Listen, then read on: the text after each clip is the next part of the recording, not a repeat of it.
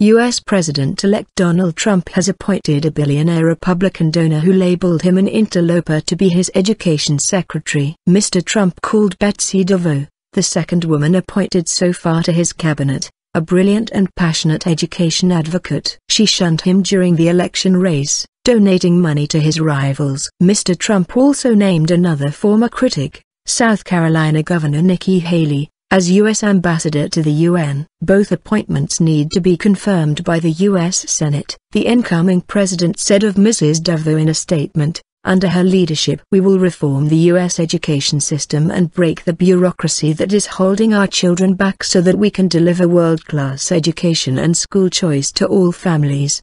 The announcement comes 4 days after a meeting at Mr. Trump's golf club in New Jersey between Mrs. DeVos, the president-elect, and the Mike Pence, the vice president-elect. Mrs. DeVos, a former chairwoman of the Michigan Republican Party, said she was honored to accept the appointment. "Together, we can work to make transformational change to ensure every student has the opportunity to fulfill his or her highest potential," she tweeted. However, in an interview last March she said of Mr. Trump, "I don't think he represents the Republican Party. I think he is an interloper." She also contributed to the election campaigns of the Manhattan Tycoon's presidential rivals, Carly Fiorina, Marco Rubio and Jeb Bush. Mrs. DeVos is an advocate of Republican-favored charter schools, which are publicly funded and set up, outside the state school system, by teachers, parents, or community groups.